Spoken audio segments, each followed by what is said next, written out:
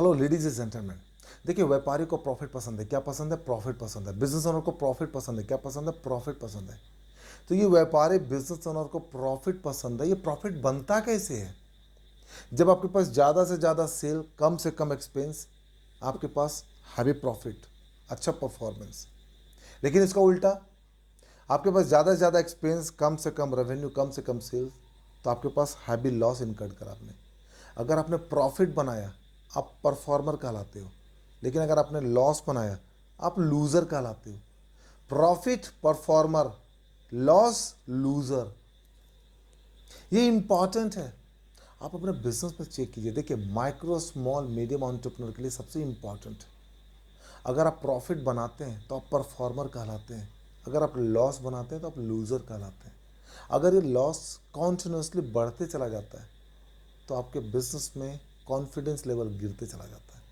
तो क्या करना है आपको? आपको देखना है अपने बिजनेस में, आपका बिजनेस का सिस्टम, स्ट्रक्चर्स क्या है, कैसे प्रॉफिट आप बना सकते हो। ये इंपॉर्टेंट है, because at the end of the day profit is the indicators of your performance. अगर आपने अच्छा परफॉर्मर कहलाना है ना, तो आपको प्रॉफिट बनाना पड़ेगा।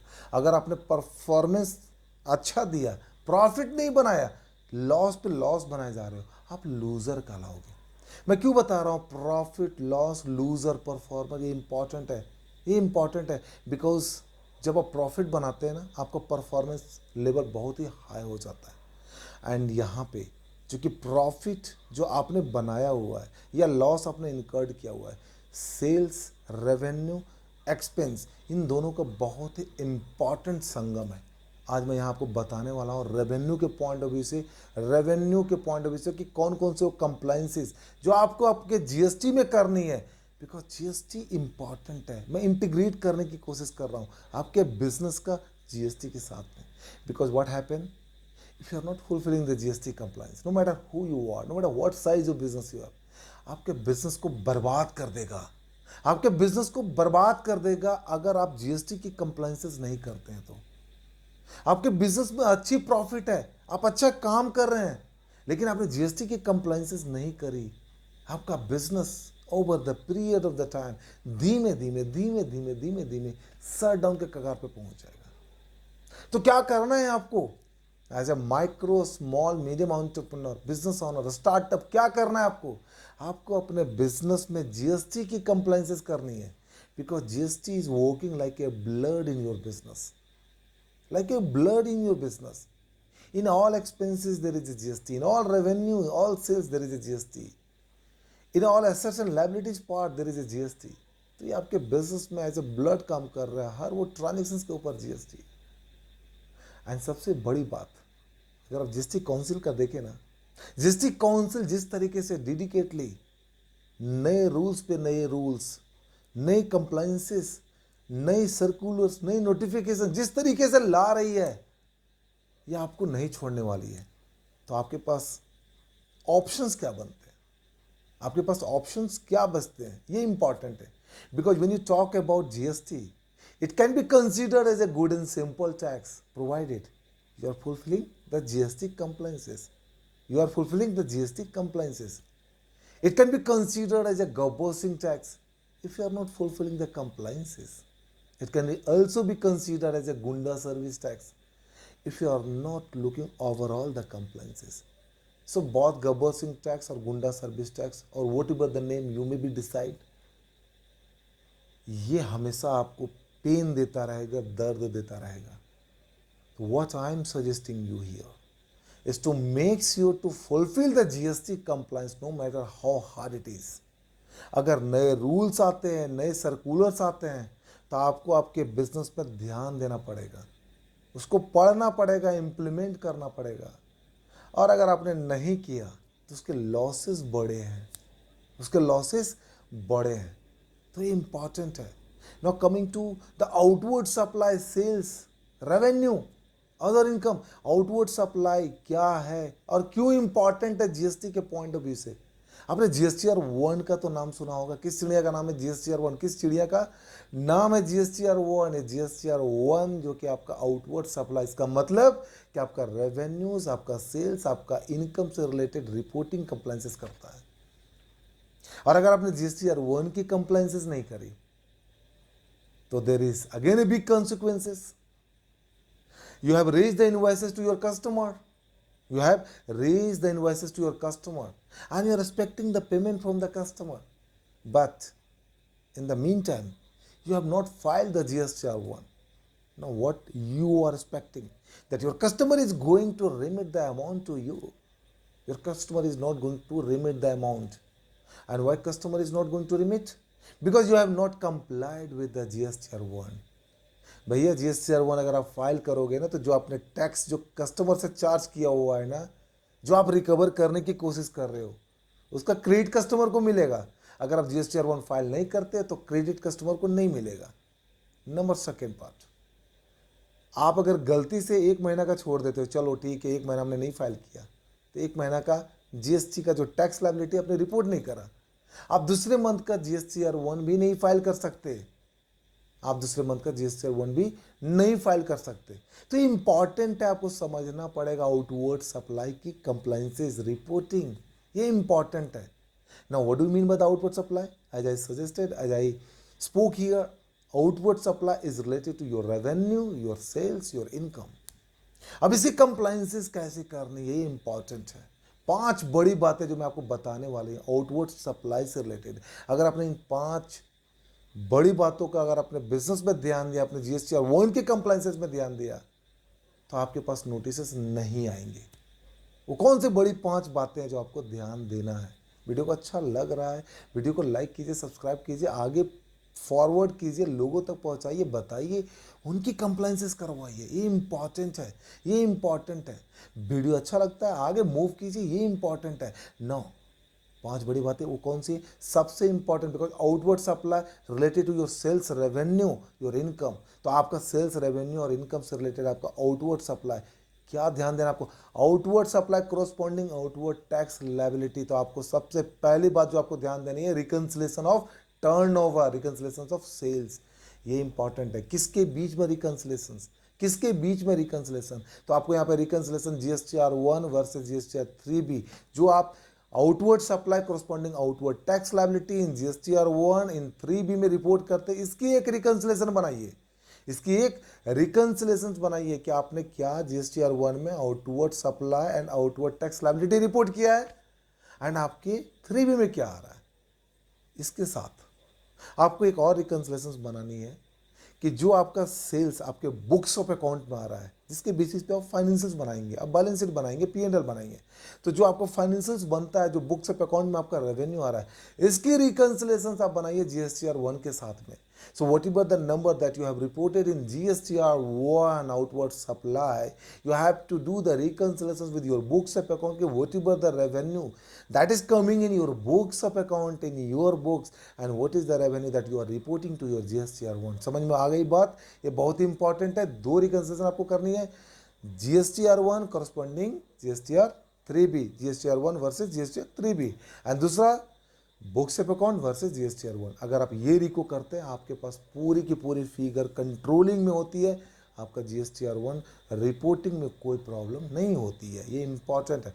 रिकंसिलेशन ऑफ टर्नओवर, उसके साथ आपको सेकेंड पॉइंट जो ध्यान देनी है, reconciliation of tax liability versus tax paid. अब ये क्या है?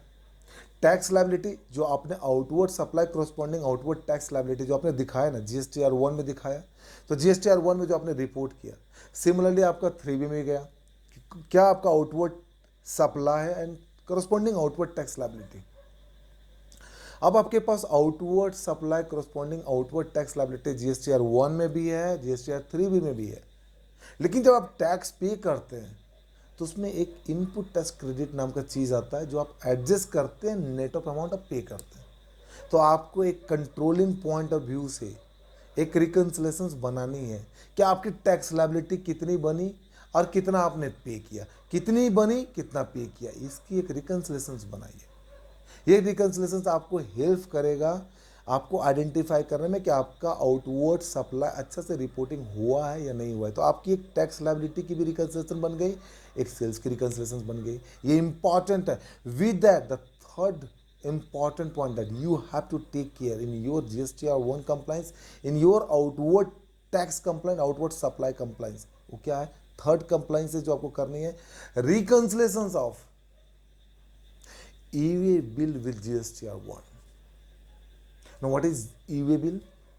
जब आप गुड्स का मूवमेंट करते हैं, एंड गुड्स का मूवमेंट जब आप करते हैं and the value of the goods along with the tax is more than 50,000, then you are issuing e-way bill as a supplier.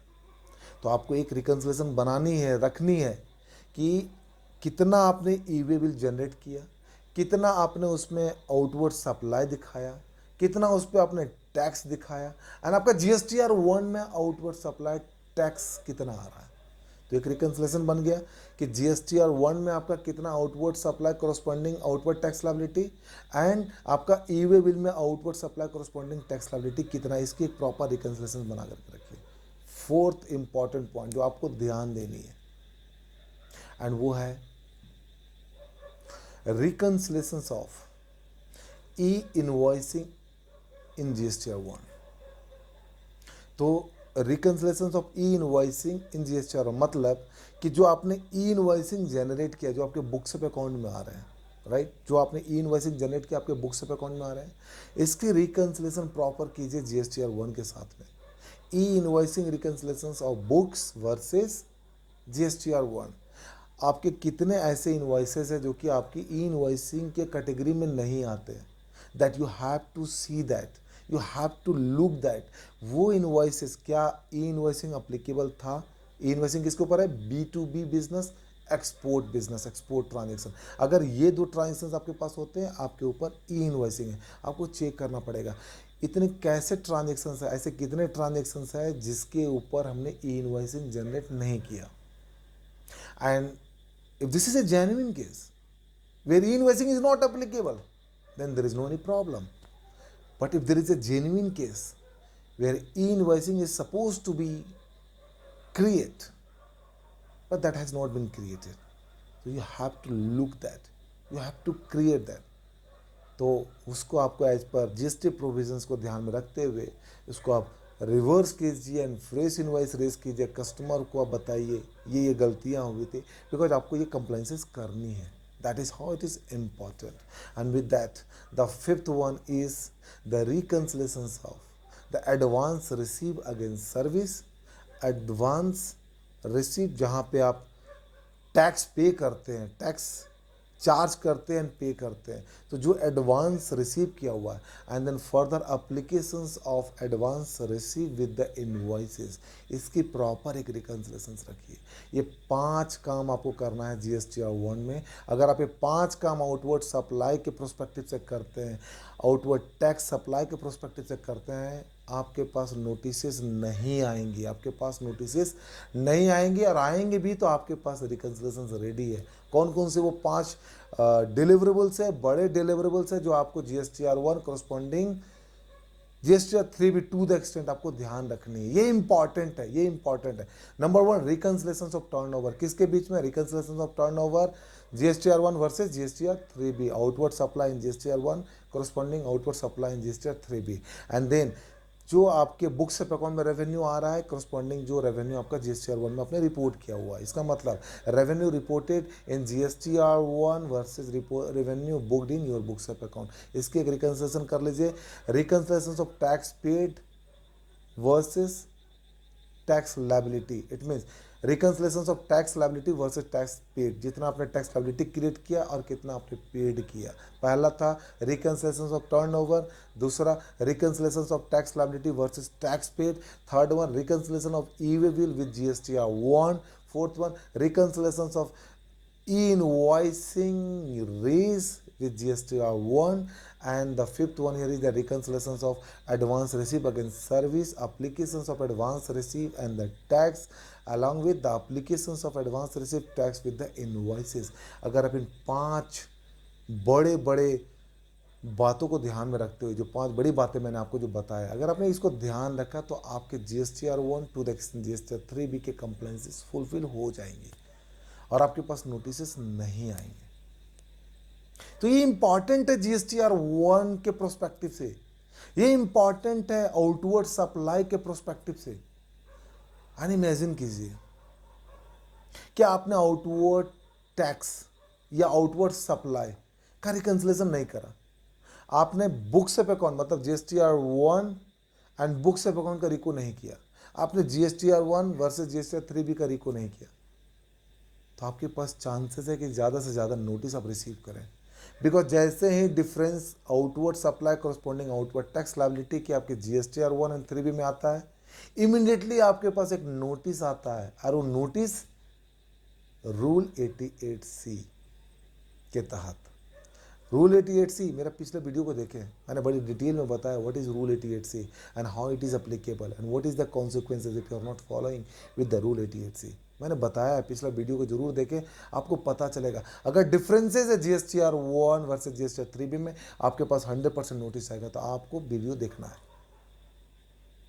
आप इमेजिन कीजिए कि आपका outward tax supply and tax paid में डिफरेंस है, अगेन आपके पास notice आएगा।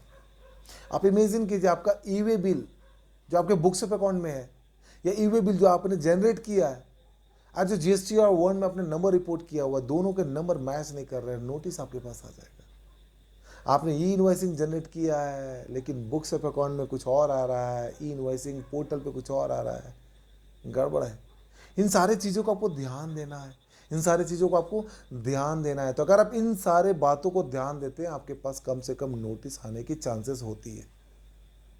And if you are just keeping to your business and treating to your business that you are supposed to receive a notice because of you are not complying with this kind of the informations, it means you are just allowing to your business to be called as a garbusing tax। and बाद में आप क्या बोलेंगे कि ये GST सच में Tughlaq tax Modi सरकार लेकर के आया है। मोदी सरकार तुगलक टैक्स नहीं लाया हुआ है, मोदी सरकार गब्बर टैक्स नहीं लाया हुआ है, मोदी सरकार गुंडा सर्विस टैक्स में नहीं लाया हुआ। ये आपके ऊपर डिपेंड है। अगर आप ऑनेस्ट टैक्स पेयर हैं, अगर आप जेन्युइन बिजनेस करते हैं, जेन्युइन रिपोर्टिंग करते हैं, जेन्युइन कंप्लायंसेस करते हैं, ये आपके बिजनेस के लिए गुड एंड सिंपल टैक्स है। जो हुआ सो हुआ, पीछे के 4 साल को भूल जाइए, पीछे के 4 साल को भूल जाइए, आप 5वां साल 6ठा साल इन 2 साल को याद रखिए। बहुत इंप्रूवमेंट आई है GST में, बहुत इंप्रूवमेंट आई है। आप इस इंप्रूवमेंट को आप अपने बिजनेस में अडॉप्ट कीजिए और देखिए आपका बिजनेस कैसे कंपाउंडिंग बेनिफिट लेता है। So it is important. So now what you need to do, you have to simply focus on these 5 points, fulfill these 5 reconciliations, keep these reconciliations ready, and then you start to find that you are not going to receive any kind of notice pertaining to GSTR 1, and is helping to your business to be able to develop with more profit, and that profit would be called as a compliant profit. You would have more opportunity to grow more, you would have more opportunity to significantly say that your business is going to grow more. You will have a phenomenal growth over the period of the time. Look at the size of your business and how you are complying with the GST, because at the end of the day GST is the backbone to your business. At the end of the day GST आपके business के लिए बाहर नहीं है, ये आपका business का आधार है। So start to fulfill the GST compliances, because this is going to help your business to be able to develop more opportunities over the period of the time. This is Sensing signing out. Until we meet again, thank you very much.